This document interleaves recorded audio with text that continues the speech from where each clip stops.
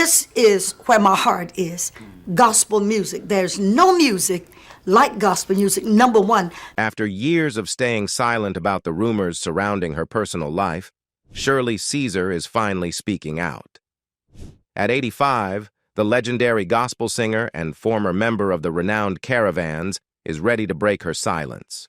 From her childhood struggles to her rise to fame, Shirley is revealing the secrets she's kept along the way. Keep watching to uncover the truth behind the headlines and hear the shocking revelations that Shirley has decided to share with the world. But where did it all begin? Before diving into Shirley's revelations, it's essential to look back at her early years and her journey into the gospel music world to truly understand the challenges she has faced. Shirley Caesar was born on October 13, 1938, in Durham, North Carolina, as the 10th of 12 children in her family. Her father, James Caesar, was not only a hard-working man in the tobacco industry, but also a prominent figure in the local music scene. He was known throughout the Carolinas for his role as the lead singer of a gospel quartet called the Just Came Four. This early exposure to gospel music had a profound influence on Shirley and would become a cornerstone of her future career. By the age of 10, Shirley began performing with her father's group, gaining invaluable experience and a deep love for gospel music. This early involvement provided a solid foundation for her musical journey and introduced her to the exhilarating world of live performance. However, her promising start was overshadowed by tragedy when her father passed away suddenly when she was just 12 years old. While this devastating loss could have derailed her dreams, it instead ignited a fierce determination within her to continue pursuing her passion for music. In the wake of her father's death, Shirley embarked on a significant new chapter in her musical career. She began touring with evangelist Leroy Johnson, an opportunity that would prove pivotal in her development. Johnson, who hosted a television show in Portsmouth, Virginia, provided Shirley with a platform to showcase her talents to a broader audience. This exposure was instrumental in shaping her career, allowing her to gain experience performing in both live settings and on television. In 1951, at just 13 years old, Shirley Caesar achieved a remarkable milestone in her burgeoning career. She recorded her first song, I'd Rather Have Jesus, a track that not only showcased her impressive vocal talent, but also set the stage for her future success in the gospel music industry. It's astounding to consider that at such a young age, Shirley was already leaving a significant mark on the music world. Even while still in high school, Shirley's commitment to her craft was unmistakable. She dedicated her time to touring across the Carolinas, where she honed her skills and began to build a devoted fan base. This early period in her life reflects the incredible work ethic and passion that would come to define her illustrious career. Despite the challenges of balancing her education with her growing musical pursuits, Shirley's relentless dedication and drive laid a strong foundation for the decades of success and influence that followed. However, Shirley Caesar's journey to success was marked by significant challenges, particularly due to the racial prejudices she encountered growing up in North Carolina during the era of Jim Crow laws. Facing discrimination was a regular part of her life, and she experienced firsthand the deep-seated racial bias of the time. Shirley recalls instances where establishments would abruptly display closed signs upon her arrival, a stark manifestation of the racial segregation and prejudice prevalent in society. Her school years were no less difficult. Shirley vividly remembers an incident where a lady distributed cookies to children across the state. While white children received fresh, delicious cookies, Shirley and her black classmates were given stale ones. Such experiences underscored the inequality and systemic racism that Shirley faced daily. Despite these hurdles, much of Shirley's strength and resilience can be attributed to the guidance and support of her mother, Hannah. Hannah's unwavering belief in the importance of self-respect and perseverance provided Shirley with the emotional fortitude needed to overcome these adversities. The lessons instilled by her mother became cornerstones of Shirley's character, helping her navigate the often tumultuous path to success in the music industry and empowering her to rise above the challenges she encountered. After graduating from high school, Shirley Caesar's ambition drove her to further her education. She enrolled at North Carolina Central College, where she majored in business education. Her college years were not only a time of academic growth, but also a period of profound spiritual revelation. One day, during a typing test, Shirley experienced what she perceived as a divine calling. While engrossed in her work, she heard someone call her name. Perplexed, she looked around and asked the young woman sitting next to her if she had spoken. Later, at home and lying on her bed, Shirley heard the voice again, this time delivering a clear and compelling message. "Behold, I have called you from your mother's womb, and I have anointed your lips to preach the gospel." This moment was a profound spiritual awakening for Shirley. She interpreted this message as a divine affirmation of her purpose and calling. She felt that she was chosen for a special mission to spread the gospel through her music. This revelation became a central driving force in her life, guiding her decisions and deeply influencing her approach to gospel music. In 1958, at just 19 years old, Shirley Caesar made a pivotal decision that would significantly alter the trajectory of her life and career. She approached Albertina Walker, a revered figure in gospel music, about joining the Caravans, one of the era's most acclaimed gospel groups. Albertina, recognizing Shirley's exceptional vocal abilities, was eager to welcome her into the group. This opportunity was so monumental that Shirley chose to pause her education at North Carolina Central College to embrace her burgeoning musical career full-time. Joining the Caravans was more than just a career move. It was the start of a transformative chapter in Shirley's life.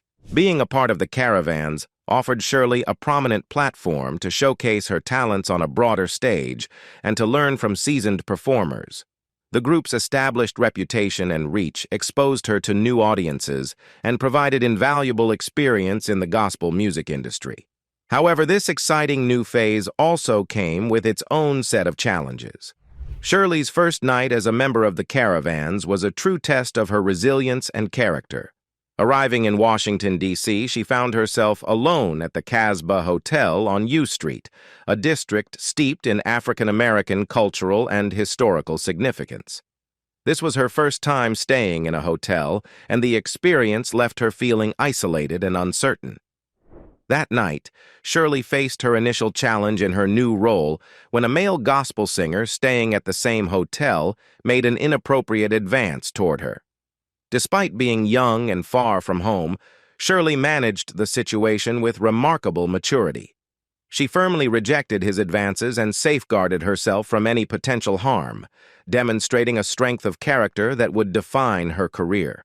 As Shirley settled into her position with the Caravans, her talent quickly became evident. Performing alongside gospel legends like Albertina Walker, Cassietta George, Dolores Washington, Josephine Howard, Eddie Williams, and James Herndon, Shirley had the opportunity to learn from some of the most respected names in the industry. This invaluable experience not only honed her musical skills, but also helped her develop a distinctive style that would soon make a lasting impact on the gospel music scene. During her time with the Caravans, Shirley Caesar achieved notable success with several hit recordings. Among her standout tracks were "Sweeping Through the City" and "No Coward Soldier."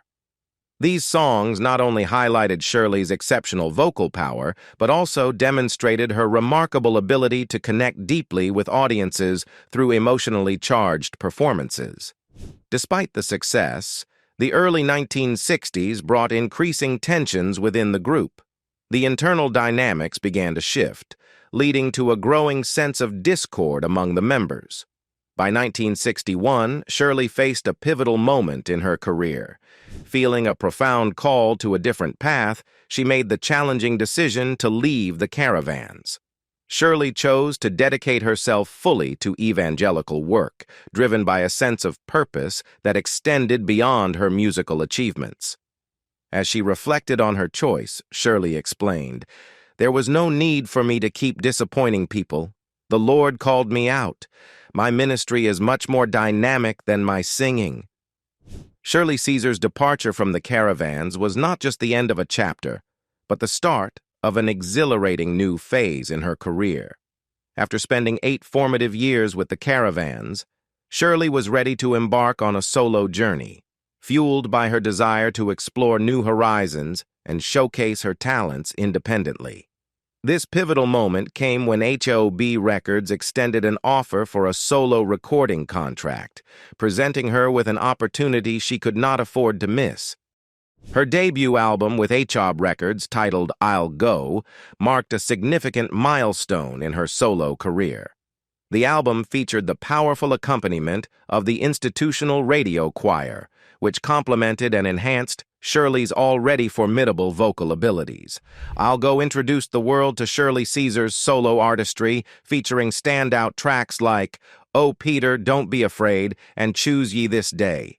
These songs not only highlighted Shirley's distinctive voice, but also showcased her exceptional talent for connecting with audiences through heartfelt and inspiring music. The album was more than just a collection of songs.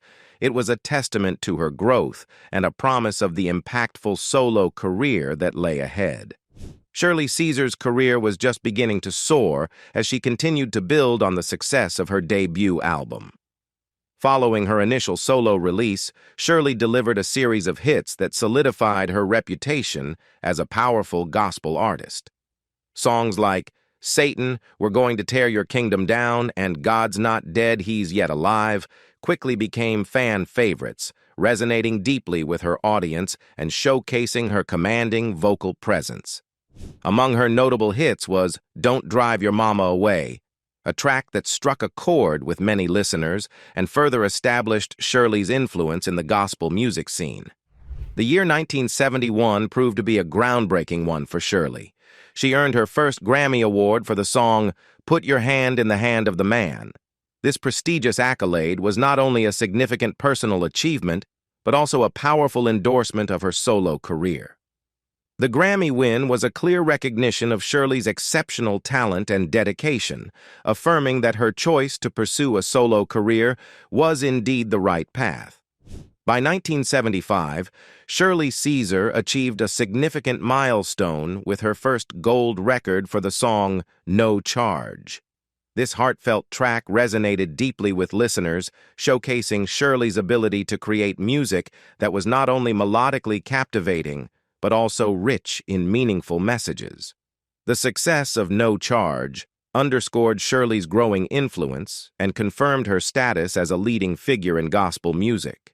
Despite these accomplishments, Shirley began to feel that her potential audience was being restricted by her association with HOB Records. She sensed that the label might be limiting her ability to reach a broader listener base.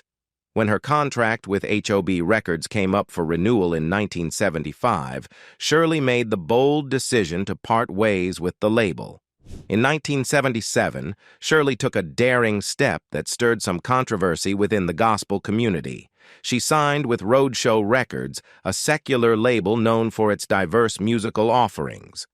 Her debut album with Roadshow, titled "First Lady," was named by the producer to highlight that Shirley was the first female artist to record for the label. This title, though not initially her own idea, would become a defining aspect of her career and resonate throughout her journey in the music industry. The release of First Lady marked a notable shift in Shirley Caesar's musical approach. While the album's lyrics remained deeply rooted in gospel, its sound was perceived by many in the gospel community as too secular. This departure from traditional gospel music sparked some resistance, with several gospel DJs opting not to play tracks from the album on their stations. Despite this, one song, "Faded Rose," emerged as a standout hit and became a classic in Shirley's repertoire. However, the album as a whole did not achieve strong sales. Nevertheless, the title "First Lady" began to gain traction in the gospel industry. It became a label that stuck, and soon Shirley was being introduced as the First Lady of gospel music at concerts, on radio shows, and by gospel promoters. Determined to find her footing, Shirley gave roadshow records another chance with her 1978 album, From the Heart. Unfortunately, this second attempt faced similar challenges. The gospel community continued to view the album's music as too worldly, leading to its lackluster reception. Recognizing the need to reconnect with her gospel roots, Shirley decided it was time to seek a label that aligned more closely with her musical style and could help her re-establish her presence in the gospel genre. In 1980, Shirley Caesar found a new and exciting chapter in her career with Word Records. This partnership proved to be a game-changer for Shirley, marking a period of significant achievement and growth. During her time with Word Records, Shirley earned several Grammy Awards, reaffirming her place as a leading figure in gospel music. This era was marked by some of Shirley's most defining hits. One standout track, God's Got It All in Control, resonated deeply with listeners and highlighted Shirley's unwavering faith. Another notable hit, Hold My Mule, gained unexpected fame years later as a Thanksgiving-related internet meme, affectionately known as You Name It. Additional major hits from this period included He's Working It Out for You, Jesus, I Love Calling Your Name, and You're Next in Line for a Miracle. These songs not only showcased Shirley's powerful voice, but also her unique ability to convey messages of faith, hope, and encouragement. Throughout her illustrious solo career, Shirley Caesar established herself as a prominent figure in gospel music. She became a familiar face on popular television shows, with regular guest appearances on the Bobby Jones Gospel Show, significantly boosting her visibility and expanding her fan base. Despite her success as a solo artist, Shirley always remained deeply connected to her roots. She frequently acknowledged the pivotal role of Albertina Walker, her former bandmate from the Caravans, who she revered as the Queen of Gospel Music. Shirley's respect and gratitude for Albertina were evident in her frequent references to her mentor, recognizing her as the key figure who had given her the chance to shine in the gospel world. However, Shirley's career was not without its controversies. One notable issue arose when fellow gospel singer Kim Burrell came under fire for a sermon that many considered anti-gay. Burrell's message, which included derogatory language and condemned LGBTQ individuals and same-sex relationships, sparked a wave of outrage within the church community and beyond. In response to the backlash against Kim Burrell's controversial remarks, Shirley Caesar took a stance that left many of her fans and followers taken aback. During a sermon at First Baptist Church of Glenarden in Baltimore, Shirley made comments that diverged from expectations. Rather than distancing herself from Burrell's inflammatory statements or advocating for greater understanding, Shirley suggested that Burrell's comments were overdue. Shirley remarked that Burrell should have voiced her opinions earlier, particularly in light of significant changes at the presidential level.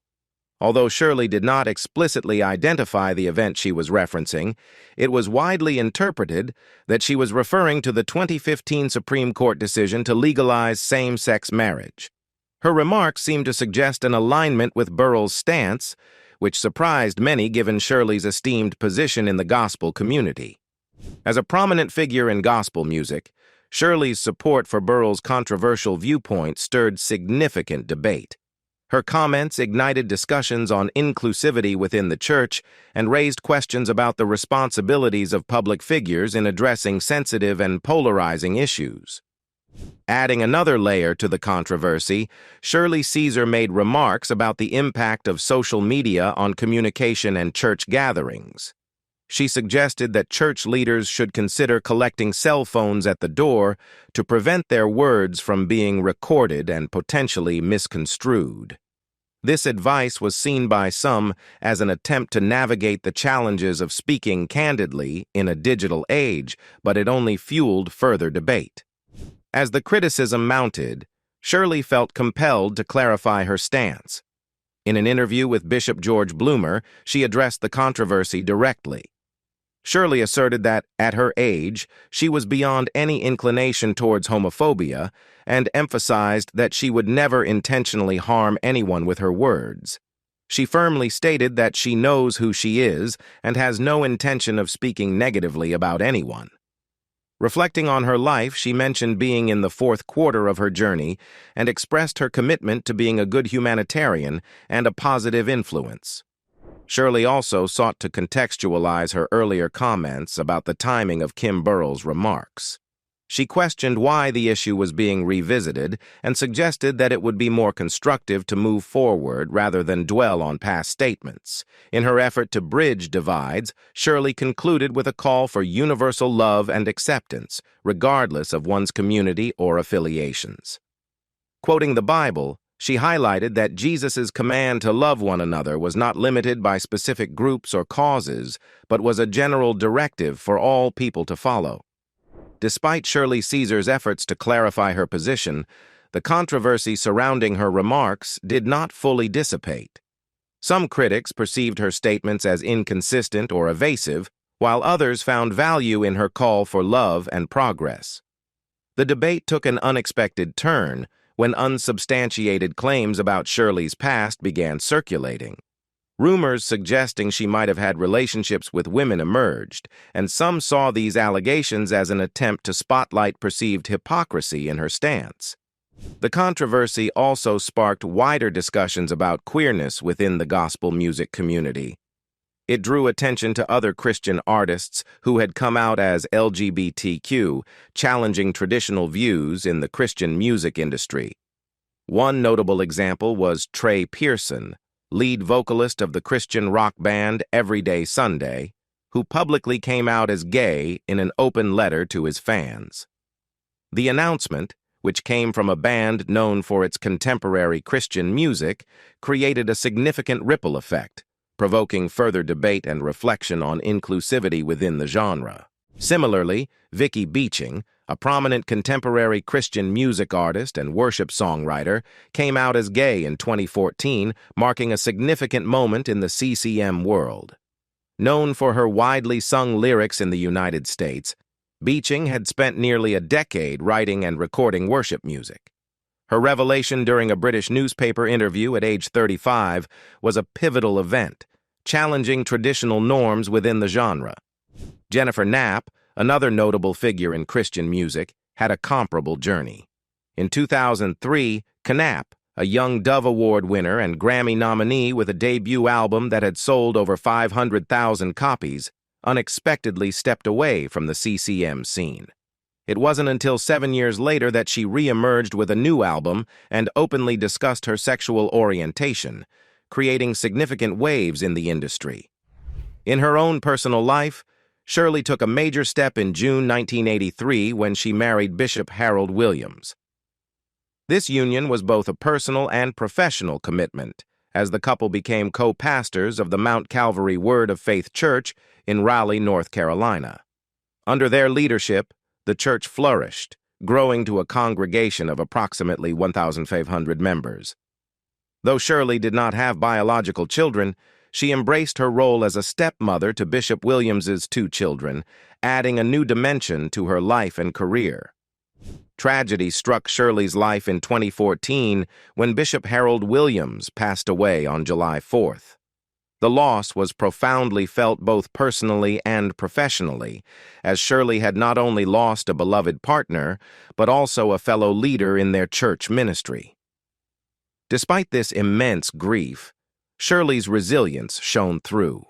She remained steadfast in her dual roles of music and ministry, continuing to make significant contributions in both areas. That same year, an unexpected development breathed new life into Shirley's musical career.